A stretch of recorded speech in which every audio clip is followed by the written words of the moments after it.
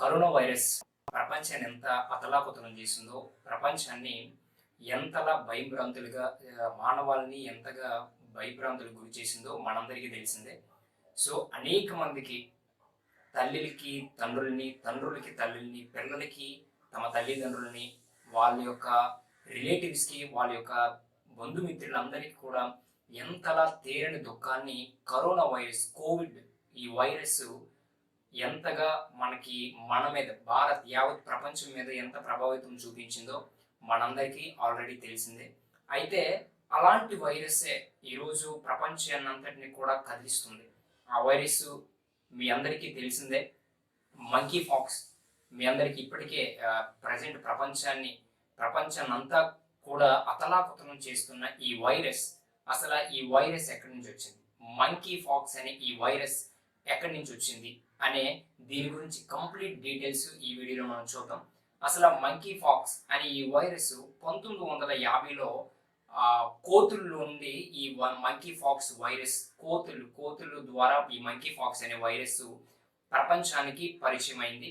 దాని తర్వాత ప్రపంచం ఎప్పుడైతే కోతుల్లో నుండి ఈ వైరస్ వ్యాప్తి చెందుతుంది అని తెలుసుకున్న తర్వాత 1950లో ఈ వైరస్ కోతుల్లో నుండి వచ్చిందని శాస్త్రవేత్తలు గుర్తించిన తర్వాత మరలా 1978లో ఈ వైరస్ ని రిపబ్లిక్ ఆఫ్ ది కాంగోలో మొట్టమొదటి కేసు మానవుల్లో ఈ వైరస్ అనేది శాస్త్రవేత్తలు కనుక్కోవడం జరిగింది. అందుకే ఈ యొక్క వైరస్ మొట్టమొదటిగా కోతుల్లో నుండి ఈ వైరస్ ప్రపంచానికి పరిచయం అయింది కనుక దీనికి మంకీ పాక్స్ అనే పేరుని అనేది పెట్టడం జరిగింది. సాధారణంగా ఈ వైరస్ ఎక్కడి నుంచి వేటి నుండి వ్యాప్తి చెందుతుందంటే కోతుల నుండి, చెంచుల నుండి, ఉడతల నుండి, ఎక్కువగా ఎలుకల నుండి ఈ వైరస్ అనేది వ్యాప్తి చెందుతుంది. ఎప్పుడైతే ఈ వైరస్ ఒక వ్యక్తికి సోకిన వ్యక్తికి దాదాపు 5 నుండి 13 రోజుల్లో ఈ వైరస్ అనేది శరీరంలో స్ప్రెడ్ అవ్వడం స్టార్ట్ అవుతుంది.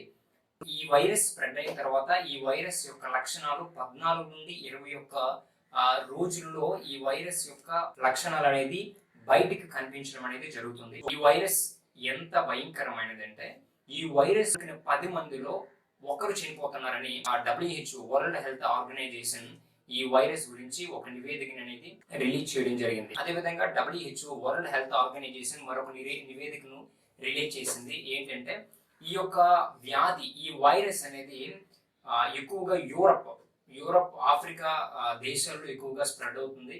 సో ఈ మంకీ పాక్స్ ఒక వ్యక్తికి ఎలా సోకుతుంది, ఒక వ్యక్తి నుండి మరొక వ్యక్తికి, ఒక జంతువు నుండి మరొక మనిషికి ఈ మంకీ పాక్స్ అనే వ్యాధి వచ్చిన తర్వాత ఎలా వ్యాప్తి చెందుతుందంటే, ఎవరికైతే ఈ మంకీ పాక్స్ అనే వైరస్ సోకిందో ఆ సోకిన వ్యక్తికి దగ్గరగా ఉండడం వలన ఈ వ్యాధి వ్యాప్తి చెందే అవకాశం ఉంది.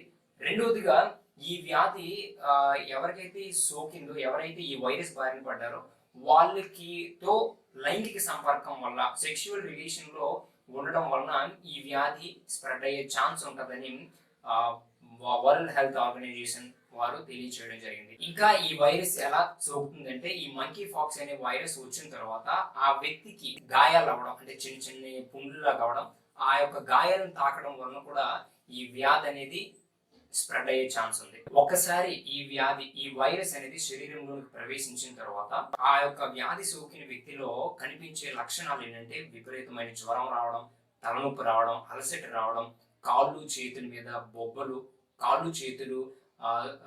ఆ బొబ్బలు ఎక్కువగా దురద పెట్టడం అనే లక్షణాలు అనేవి ఎప్పుడైతే ఈ యొక్క వైరస్ అనేది ఆ యొక్క వ్యక్తిలో ఉంటుందో ఆ వ్యక్తిలో ప్రాముఖ్యంగా కనిపించే లక్షణాల్లో ఈ యొక్క లక్షణాలు అనేది మనకి కనిపిస్తాయి. ఇంత భయంకరమైన వైరస్ ఈ మంకీ పాక్స్ అనే ఈ వైరస్ ప్రపంచాన్ని అతలాకుతలం చేస్తున్న వైరస్ మన భారతదేశంలో కూడా మొట్టమొదటిగా ఒక కేసు నమోదవడం జరిగింది. కేరళలో ఒక వ్యక్తి UAE నుండి ఒక ప్రయాణికుడు మన కేరళకు రావడం జరిగింది. ఆ వ్యక్తి యొక్క బ్లడ్ అండ్ యూరిన్ శాంపిల్స్ ని తీసుకుని మహారాష్ట్ర పూణేలో ఉన్న నేషనల్ వైరాలజీ ఇన్స్టిట్యూట్ కి ఈ యొక్క బ్లడ్ శాంపిల్స్ అనేవి పంపించిన తర్వాత ఆ యొక్క వ్యక్తి యొక్క blood sample, urine and blood sample ని టెస్ట్ చేసిన తర్వాత ఆ వ్యక్తికి పాజిటివ్ రావడం జరిగింది. అంటే ఈ యొక్క ఆల్రెడీ మన భారతదేశంలో కూడా ఈ యొక్క వైరస్ అనేది ఎంటర్ అవడం జరిగింది.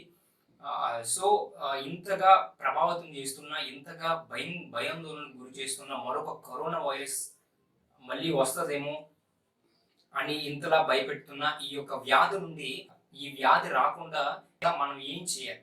ఈ వ్యాధి రాకుండా ముందుగా మనం ఏ జాగ్రత్తలు తీసుకోవాలంటే, ఫస్ట్ మనం ఏం చేయాలంటే కోవిడ్ టైంలో కోవిడ్ వైరస్ నుండి మనం ఏ విధంగా అయితే ప్రికాషన్స్ తీసుకున్నామో యాజ్ ఇట్ ఈస్ అలాగే మొట్టమొదటిగా మాస్క్ ధరించాలి.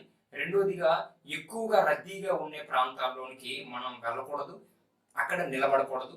మూడోది ఏంటంటే ఎక్కువగా రద్దీగా ఉండే ప్రాంతాలు అంటే ఎక్కువగా పెళ్ళిళ్ళకి కానీ ఎక్కువగా ఇంకా ఫంక్షన్స్ కానీ వెళ్ళడం తగ్గించాలి. పరిసరాలు మనం ఉంటున్న ప్లేస్ ఇవన్నీ కూడా చాలా శుభ్రంగా ఉండాలి. సో ఈ ప్రికాషన్స్ అన్నీ కూడా మనం తీసుకున్నట్లయితే మనం ఈ మంకీ ఫాక్స్ అనే ఈ వైరస్ బారిన పడకుండా మనల్ని మనం ప్రొటెక్ట్ చేసుకోవాలి.